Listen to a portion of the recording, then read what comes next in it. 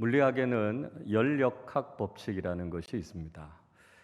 저도 인문계열이라 무슨 얘기인지 잘 몰라가지고요. 책도 좀 찾아보고 사전도 찾아보고 그랬습니다. 열역학 제1법칙은 에너지 보존의 법칙이라고 합니다. 이 열역학 법칙은 에너지와 또 일, 또 열에 관련되는 아주 분명한 법칙을 이야기하는데요. 이 열역학계에서 에너지가 보존되는 분명한 법칙이 있다라고 하는 것이 열역학 제1법칙이라고 합니다. 제가 말씀드리고 싶은 것은 열역학 제2법칙인데요. 이 열역학 제2법칙은 이런 거라 그래요. 하나에 닫혀져 있는 계, 고립계라고 이야기합니다. 이 고립계 안에서 엔트로피는 감소될 수 없다라고 하는 법칙입니다. 이게 또 무슨 얘긴가 좀 어려우실 수 있을 것 같습니다. 이 고립계라고 하는 것은 외부와 상호작용이 일어나지 않는 완전히 단절되어져 있는 하나의 세계를 이야기하는 것이고요. 그래서 실제로는 이 고립계라고 하는 것이 존재하기는 어렵다 이렇게 이야기합니다. 그런데 우리가 살아가고 있는 이 자연 세계가 사실 뭐 특별한 힘이나 작용이 가해지지 않으면 고립계와 좀 비슷하다 그래요. 그래서 이런 법칙들이 적용될 수 있다 이렇게 이야기를 합니다. 엔트로피라고 하는 이야기 하는데요. 엔트로피라고 하는 것은 무질서 또 무작위의 상태를 이야기하고 있습니다. 그러니까 열역학 제2법칙이 이야기하고 있는 내용은 무엇인가 하면 하나의 고립된 계 또는 자연 상태로 있을 때 여러 가지 생명체나 또 여러 세계가 점점 더 무질서해져 간다는 거죠. 점점 더 쇠퇴해져 가는 경향이 있다라고 하는 것을 이야기하는 것이 이 열역학 제2법칙이라고 합니다. 창조론자들은 이 법칙에 근거해서 진화론에 대해서 이의를 제기합니다. 진화론이 이야기하는 건 이런 거예요. 자연 상태에서 시간이 지나면 모든 것이 더 질서정연해지고 점점 더 발전해 간다는 것이죠. 그게 진화의 방향이라는 것입니다. 그런데 이렇게 설명하는 것은 열역학 제2법칙에 어긋난다는 거죠. 자연 상태로 가만히 놔두면 그게 점점 더 좋아지거나 발전하는 것이 아니라 오히려 쇠퇴한다라고 하는 법칙에 위배된다 이렇게 이야기를 하는 것이죠. 자, 좀 쉽게 여러분 이렇게 한번 생각을 해 보십시오. 자전거나 자동차가 있다고 한번 생각해 보시죠. 이걸 그냥 자연 상태 그대로 가만히 놔뒀습니다. 그러면 시간이 지나면 지날수록 나사나 부품들이 더 꽉 잘 조여지고 점점 더 성능이 좋아지고 새 것이 되겠습니까? 안 그러면 시간이 지날수록 이 나사들이 자꾸 풀리고 녹이 슬고 좀 이렇게 쇠퇴해 가는 방향으로 가겠습니까? 전자일까요? 후자일까요? 뭐 그렇게 어려운 이야기는 아닙니다. 후자죠. 시간이 지날수록 조여졌던 나사는 점점 풀어지게 되고요. 녹이 슬고 점점 쇠퇴해 가는 그런 방향으로 가게 됩니다. 예를 들면 시계 부품 같은 걸 다 풀어서 펼쳐 놓으면 진화론자들이 이야기하는 건 이게 시간이 지날수록 점점 가까워져서 조립이 되고 시간이 맞아서 간다는 거예요. 그러나 그렇지 않잖아요. 시계를 가만히 놔두면 점점 더 풀어지고 해체되고 결국은 제 기능을 하지 못하게 된다는 것입니다. 물론 우리가 살아가는 세상 속에서 더 발전적인 방향, 더 질서정연한 방향으로 가게 될 때가 있습니다. 어떨 때입니까? 외부에서 무엇인가 힘이나 작용이 가해졌을 때 그렇다는 거죠. 하나님께서 우리의 삶 속에 개입하실 때 하나님의 섭리를 통해서 더 좋아질 수 있습니다. 또 인간이 어떤 계획을 가지고 임의로 어떤 역할을 하고 힘을 가했을 때 발전적으로 나아갈 수 있죠. 그러나 자연 상태 그대로 두면 점점 더 쇠퇴해져 갈 수밖에 없다라고 하는 것이 일반적인 법칙이다 하는 것을 우리가 알게 됩니다. 자, 또 하나 우리가 자주 쓰는 용어 중에 레임덕이라고 하는 현상이 있습니다. 이건 대통령이나 지도자들이 임기 말이 되면 국정 장악력이 떨어지게 되죠. 권력 누수 현상이 생기는 걸 가리켜서 레임덕 이렇게 이야기합니다. 원래 이 말은 뒤뚱거리는 오리 그런 말이어서요. 점점 임기 후반으로 갈수록 힘이 약해지는 모습을 상징적으로 보여주고 있습니다. 그래서 처음 대통령이 정권을 잡았을 때는 뭐 70%, 80% 굉장히 높은 지지율을 받지만 시간이 지나면 지날수록 또 임기 말이 되면 뭐 20%, 30%까지 지지율이 뚝 떨어지기도 하죠. 간혹 아주 이례적으로 임기 말이 돼도 그 지지율이 고공행진을 하는 경우들이 간혹 있습니다만 대부분의 경우는 그렇지 않은 경우들이 많지요. 그래서 자연 법칙만이 아니라 인간 사회도 권력 구조도 시간이 지나면 지날수록 점점 쇠퇴해져 가는 그런 모습을 우리는 흔히 경험하게 됩니다. 자, 그런데 우리가 마음속에 기대하고 바라는 건 이것과 반대 방향이라는 거죠. 우리는 시간이 지나면 지날수록 좀 더 강해지기를 원하고요. 좀 더 좋아지기를 기대하는 모습들이 있습니다. 그러나 여전히 우리가 맞닥뜨리게 되는 현실은 시간이 지날수록 점점 약해지고 쇠퇴해지고 늙어갈 수밖에 없는 것이 우리가 경험하게 되는 일들이라는 것이죠. 그래서 벌써 노화는 20대 때부터 시작된다 그런 이야기 하지 않습니까? 시간이 지나면 지날수록 자꾸 약해지니까요. 질서정연했던 것들이 자꾸 흐트러지니까요. 우리가 세월을 자꾸 거슬러 올라가고 싶고 시간을 역행하고 싶어하는 욕구가 인간의 마음속에 생길 수 있다는 것입니다.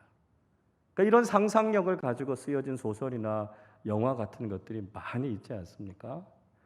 그 중에 하나가 벤자민 버튼의 시간은 거꾸로 간다라는 영화가 있습니다. 이 영화는 스콧 피츠제럴드라고 하는 소설가가 쓴 벤자민 버튼의 기이한 시간이라고 하는 것을 원작으로 해서 만든 영화입니다. 이 영화의 주인공인 벤자민이라고 하는 사람은 태어날 때부터 아주 늙은 노인의 몸을 가지고 있었습니다. 근데 재미있는 것은요, 시간이 지나면 지날수록 이 벤자민이 점점 더 젊어진다는 거예요. 더 강해진다라고 하는 겁니다. 물론 이 영화가 이야기하려고 하는 메시지는 굉장히 많지만 이 벤자민 버튼이라고 하는 사람이 시간이 흐르면 흐를수록 늙어가고 쇠퇴해가는 것이 아니라 오히려 시간을 역행해 간다라고 하는 모습을 통해서 우리 인간 내면에 있는 무엇인가 이 흐름을 거스르고자 하는 시간을 거슬러 올라가고 싶어하는 욕구가 이 작품 속에 잘 반영되어져 있는 것이 아닌가 하는 생각을 갖게 됩니다. 자, 여러분, 시간이 흐르면 흐를수록 더 약해지고 쇠퇴해져 갈 수밖에 없는 우리의 삶 속에서 우리는 어떻게 하면 더 강해질 수 있을까요? 우리는 지난 시간에 남유다의 대표적인 선왕이었던 여호사밧에 대해서 함께 살펴보았습니다. 여호사밧이 전심으로 하나님을 섬겼던 사람이다 하는 말씀을 나누었죠. 그의 마음은 하나님과 세상, 하나님과 우상으로 나누어지지 않았고요. 하나님께 집중해서 온전히 하나님만 섬긴 사람이었습니다. 그가 그렇게 전심으로 하나님을 섬기니까 하나님께서 그에게 강함과 부함과 존귀함을 허락해 주셨다 하는 것을 우리가 지난주에 함께 나누었습니다. 그리고 오늘 말씀에서 여호사밧의 통치에 또 하나의 특징이 있다는 것을 말씀해 주고 있습니다. 오늘 본문 12절 말씀을 우리 한 번 더 같이 읽어보겠습니다. 여호사밧이 점점 강대하여 유다의 견고한 요새와 국고성을 건축하고. 여호사밧의 통치의 특징은 점점 더 강해져 갔다는 것입니다. 대통령이 마치 임기 말이 되어서 오히려 지지율이 더 높아지는 것처럼 모든 사물이 점점 더 쇠퇴해져 가는 것이 아니라 그 시간과 법칙을 역행해 가는 것처럼 여호사밧의 통치는 점점 더 강해졌다는 것이죠. 어떻게 이렇게 될 수 있었을까요?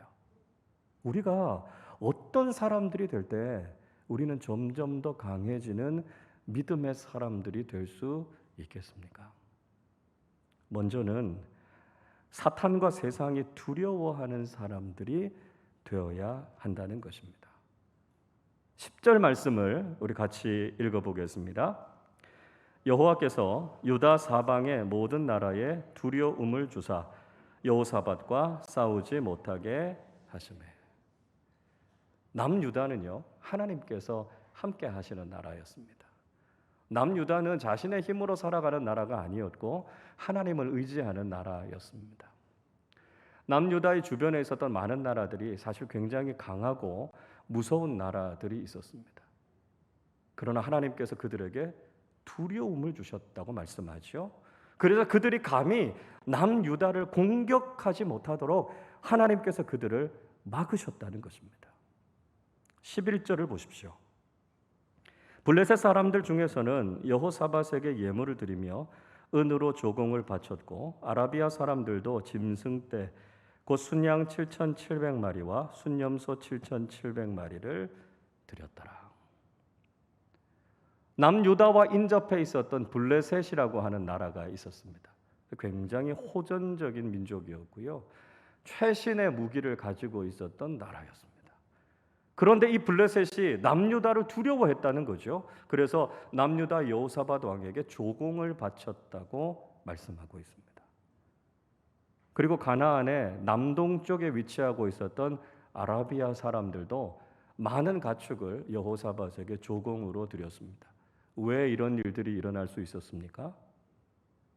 하나님께서 남유다와 함께 하셨기 때문입니다.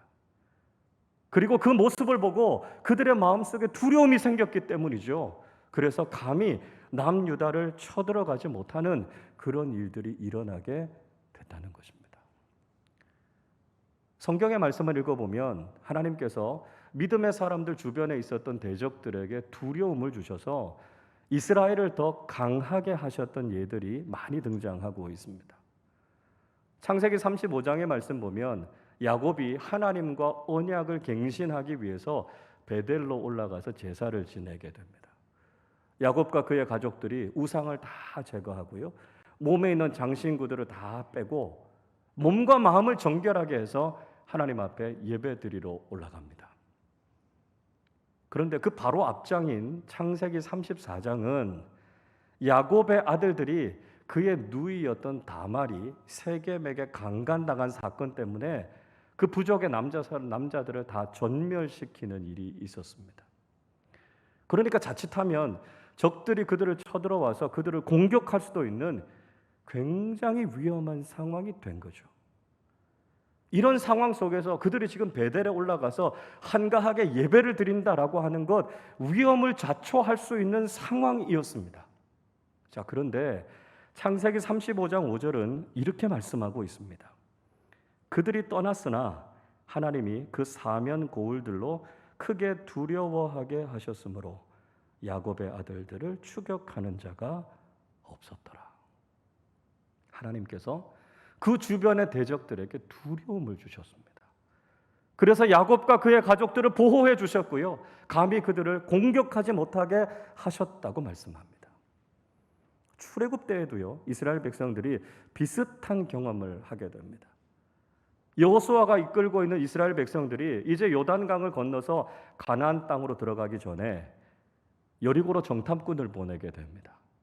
그 정탐꾼이 여리고의 기생인 라합의 집에 숨어들게 되죠.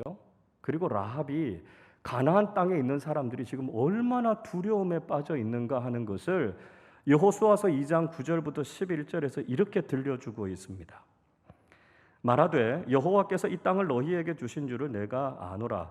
우리가 너희를 심히 두려워하고 이 땅 주민들이 다 너희 앞에서 간담이 녹나니 이는 너희가 애굽에서 나올 때에 여호와께서 너희 앞에서 홍해 물을 마르게 하신 일과 너희가 요단 저쪽에 있는 아모리 사람의 두 왕 시혼과 옥에게 행한 일, 곧 그들을 전멸시킨 일을 우리가 들었음이니라.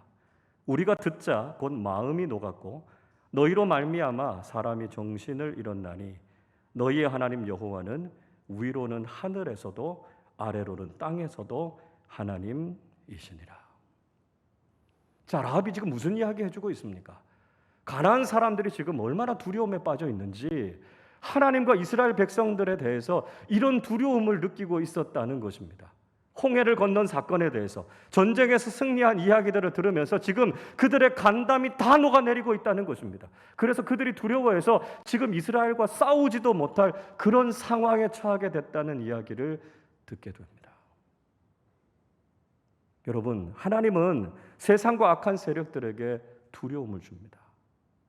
우리가 세상을 두려워할 것이 아니고요, 정작 두려워하고 있는 것은 세상이고 악한 세력들이다라고 하는 것을 잊지 말아야 합니다. 우리는 더 강해져야 합니다. 세상이 우리를 아무리 위협할지라도 우리가 세상 속에서 두려워할 것이 아니라 하나님께서 우리에게 주시는 담대함을 가지고 우리는 나아가야 한다는 것입니다.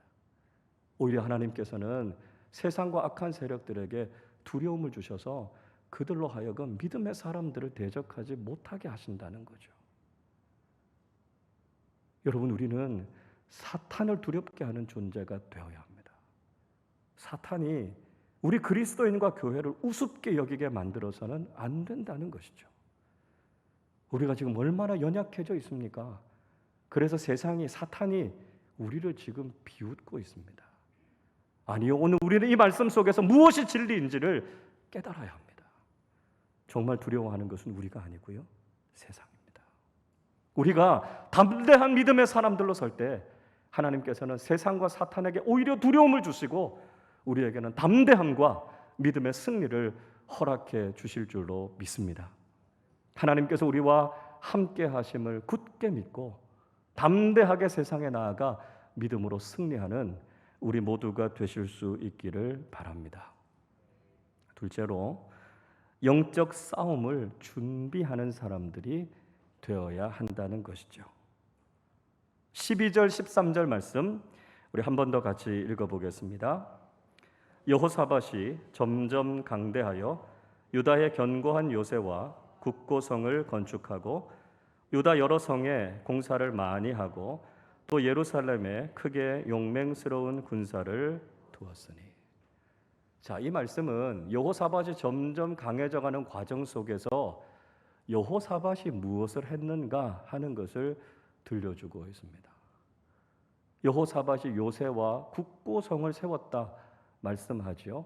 요새라고 하는 것은 적들이 공격해 올 때 그걸 효과적으로 방비하는 역할을 하는 것이 요새이지 않습니까? 굳고성이라고 하는 것, 무기와 군마와 군사 식량들을 비축해두고 전쟁을 준비하는 그런 장소가 굳고성입니다. 그는 유다의 여러 성들을 다 보수하고 수리했습니다. 그리고 용맹스러운 군대도 길러냈다는 것이죠. 여호사밧은 하나님께서 모든 것을 다 하시니까 나는 가만히 있어도 되겠다, 그렇게 생각하지 않았다는 것입니다. 하나님께서 그들과 함께 하셔서 그들을 강하게 하시고 그들의 적들에게 두려움을 주시고 있는 그동안에 그는 전쟁을 준비하고 영적으로 무장해서 자기 자신을 더 강하게 만들어가고 있었다는 것이죠. 여호사밧은 하나님께 맡길 일들은 철저하게 하나님께 맡겼고요, 자신이 해야 되는 일은 부지런히 충실하게 잘 준비했다는 것입니다. 그래서 여호사밧이 다스리는 남유다를 감히 공격해 오지 못했다는 것입니다. 여러분, 하나님께서는 우리를 강하게 하실 겁니다.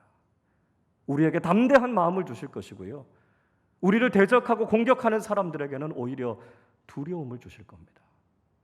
그러나 동시에 우리가 해야 할 일이 있죠.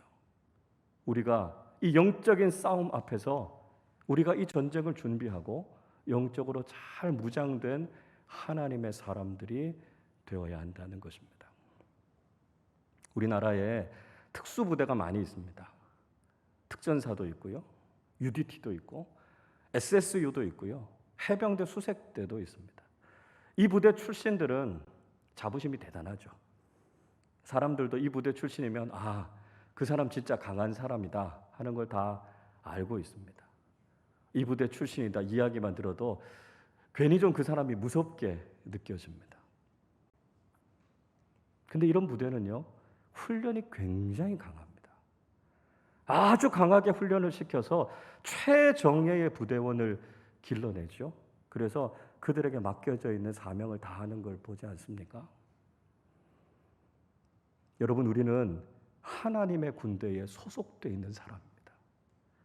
우리가 하나님의 군대에 소속되어 있다는 것만으로도 우리는 세상에 두려움을 줄 수 있습니다. 그러나 동시에 우리가 잊지 말아야 할 것은 우리가 영적으로 잘 훈련된 사람들이 되어야 한다는 것이죠. 만약 우리가 그렇게 훈련받지 못하면 우리가 그 부대에서 도태될 수도 있습니다. 낙오될 수도 있어요. 우리에게 맡겨져 있는 미션을 다 감당하지 못할 수도 있습니다. 하나님의 군대에 속한 거룩한 하나님의 군사답게 우리가 영적으로 잘 무장된 사람들이 되어야 한다는 것이죠. 사도 바울은 마지막 때에 영적인 군사로 살아가는 사람들이 어떻게 자신을 무장해야 될 것인지를 에베소서 6장 10절 11절에서 이렇게 말씀합니다. 끝으로 너희가 주 안에서와 그 힘의 능력으로 강건하여지고 마귀의 관계를 능히 대적하기 위하여 하나님의 전신갑주를 입으라. 사도 바울은 종말의 때에 우리가 영적 무장을 해야 될 것을 이야기하고 있습니다. 무엇보다 하나님 안에 있어야 되지요. 주님의 능력 안에 있어야 됩니다. 그래야 우리가 근본적으로 강해질 수 있습니다. 연약한 우리가 강해질 수 있는 것은 하나님 안에 있는 것입니다. 동시에 우리는 하나님의 전신갑주로 우리 자신을 무장해야 된다는 거죠. 영적으로 무장하고 영적으로 훈련된 하나님의 군사들이 될 때 우리는 주님의 영광을 위해 싸워 승리하게 된다는 것입니다. 우리 한 사람 한 사람이 영적으로 잘 무장된 하나님의 군사들이 되어서 우리 앞에 놓여있는 영적인 싸움에서 승리하는 우리 모두가 되실 수 있기를 바랍니다. 셋째는 좋은 지도자들을 세워야 한다는 것이죠. 여호사밧은 군대를 양성했을 뿐만 아니라 좋은 지휘관들을 임명해서 그들로 하여금 그 군대를 이끌게 했습니다. 14절을 보십시오. 군사의 수요가 그들의 족속대로 이러하니라. 유다에 속한 천부장 중에는 아드나가 으뜸이 되어 큰 용사 30만 명을 거느렸고, 여호사밧은 아드나라고 하는 사람을 지휘관으로 삼았습니다. 그리고 그에게 30만 명의 대군을 맡겼습니다. 자, 15절도 보시죠. 또 다른 지휘관으로 여호하난을 세워서 그에게 28만 명을 맡깁니다. 또 16절에서 시그리의 아들 아마시아가 20만 명의 군대를, 그리고 17절에서 엘리야다가 활과 방패를 잡는 자 20만 명을 거느렸습니다. 그리고 18절에서는 여호사밧과 똑같은 이름을 가지고 있는 지휘관 여호사밧이 18만 명의 군대를 이끌었습니다. 군사들이 아무리 많아도요, 탁월한 지휘관이 이끌지 않으면 그 군대는 오합지졸이 됩니다. 여호사밧은 그 사실을 너무나 잘 알고 있었습니다. 그래서 그는 군대를 양성했을 뿐만 아니라 그들을 잘 이끌어갈 수 있는 지휘관들을 임명해서 세웠다는 것이죠. 여호사밧이 이렇게 세운 지도자들은 아주 훌륭하고 좋은 지도자들이었습니다. 무엇을 보면 그걸 알 수 있습니까? 16절을 다시 한번 보십시오. 그 다음은 시그리의 아들 아마시아니, 그는 자기를 여호와께 즐거이 드린 자라. 아마시아라고 하는 사람, 자기 자신을 자원해서 즐겁게 하나님께 드린 사람이었습니다. 이 아마시아는 여호사밧 왕이 명령하니까 어쩔 수 없어서 그 일을 한 게 아니었습니다. 그는 기쁨으로 그 일을 감당했고요, 자기 자신을 자원해서 헌신해서 드렸다라고 하는 것이죠. 누가 시켜서 하는 것이 아니고요, 자기 자신이 원해서 그 일을 한다면 얼마나 열심히, 얼마나 충성스럽게 그 일을 할 수 있었겠습니까? 자원해서 기쁨으로 그 일을 할 수 있는 지도자, 정말 좋은 지도자라는 것이죠. 우리는 오늘부터 항존직 선거를 시작하게 됩니다. 항존직 선거를 시작하면서 후보자로 등록해 주십시오, 이런 권면을 드렸습니다. 아마 이게 좀 낯설게 느껴지시는 분들이 계실 겁니다. 내가 내 이름을 써서 내가 후보자로 등록한다라고 하는 것이 좀 어색하다, 이렇게 느껴지시는 분들이 있으실 겁니다. 그러나 여러분, 우리가 주님의 교회에 중직자로 섬기고자 한다면 자원하는 마음으로 우리 자신을 드리는 결단이 있어야 된다고 저는 믿습니다. 누가 시켜서 하는 것이 아니라, 주님, 제 자신을 주님 앞에 드립니다. 주님, 저를 마음껏 써주십시오. 이 믿음의 표현과 결단이 우리에게 있어야 한다는 것이죠. 내가 정말 주님 앞에 쓰임 받고자 하는 그 간절한 열망이 있고요. 내 자신을 주님 앞에 온전히 드릴 수 있을 때 주님께서 우리를 기뻐 받으시고 하나님의 뜻대로 우리를 사용하신다는 것입니다. 다시 한번 후보로 등록해 주신 모든 분들께 진심으로 감사를 드립니다. 여러분, 앞으로도 우리가 주님의 일을 하고자 할 때 자원해서 기쁨으로 우리 자신을 들여서 헌신하는 주님의 일꾼들이 되실 수 있기를 바랍니다. 자, 또 한 가지 좋은 지도자이다라고 하는 걸 알 수 있는 이유는 19절에 있습니다. 19절 보십시오. 이는 다 왕을 모시는 자요, 이렇게 말씀하고 있습니다. 이 지도자들은 모두 왕을 모시는 사람들이었습니다. 그들이 지도자가 된 목적, 의도가 무엇이었습니까? 나의 성공을 위해서, 나를 드러내고 내가 인정받기 위해서가 아니었습니다. 그들은 자신들이 섬기고 모시고 있었던 여호사밧 왕을 위해서 충성한 사람들이었습니다. 자신의 주군이었던 여호사밧을 위해서라면 자신의 생명까지도 내놓을 수 있을 정도로 충성하는 사람들이 바로 이 사람들이었다라고 하는 것이죠. 여러분, 우리가 지도자가 되고자 하는 이유가 무엇입니까? 내가 높아지기 위해서요? 내가 인정받기 위해서요? 그렇지 않습니다. 우리는 교회의 머리가 되신 주님을 섬기는 사람들입니다. 내 인생의 주인이 되시는 하나님의 영광을 위해서 우리 자신을 기꺼이 드리는 사람들이 되어야 한다는 것이죠.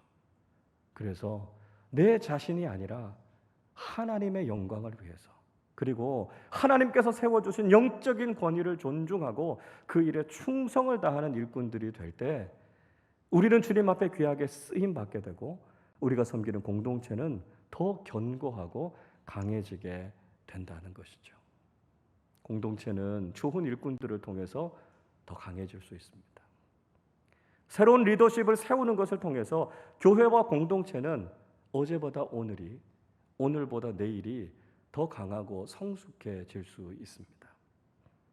점점 약해져 가고 쇠퇴해져 갈 수밖에 없는 상황 속에서도 우리는 좋은 일꾼들을 세우고 하나님의 뜻을 이루어감을 통해 점점 더 강해져가는 믿음의 사람들과 공동체가 될 수 있다는 것이죠. 우리가 이 일에 함께 기쁨으로 동참하고 그를 통해 우리를 더 강하게 하시는 하나님의 은총을 경험하실 수 있기를 바랍니다. 세상은 점점 더 어두워져 갑니다. 더욱 혼란스러워 가죠. 세상과 사탄은 더 교활하게, 더 강하게 믿음의 사람들을 압박하고 있습니다. 우리가 여기에서 영적인 긴장을 놓아버리면 우리는 결국 약해지고 패배하고 넘어질 수밖에 없습니다. 오늘 하나님께서는 여호사밧의 통치를 통해서 우리에게 점점 더 강해지는 비전이 무엇인지를 보여주셨습니다. 세상이 어두울수록 복음의 빛은 더 밝게 빛나야 하고요. 사탄의 공격이 강할수록 우리는 성령의 능력으로 맞서 싸워서 믿음으로 승리하는 사람들이 되어야 합니다. 하나님께서 우리와 함께 하심으로 우리는 평안함과 담대함을 누리고 사탄과 악한 세력들을 향해 두려움을 주는 담대한 믿음의 용사들이 되실 수 있기를 바랍니다. 영적인 싸움을 잘 준비해서 어디로 가든지 믿음으로 승리하는 강한 하나님의 군대가 되실 수 있기를 바랍니다. 오직 주님의 영광을 위해서 자원하여 기쁨으로 헌신하는 믿음의 귀한 일꾼들이 되실 수 있기를 바랍니다. 그래서 점점 더 강해져가는 믿음의 사람들, 점점 더 강해져가는 믿음의 공동체로 견고하게 서시기를 주님의 이름으로 축원합니다.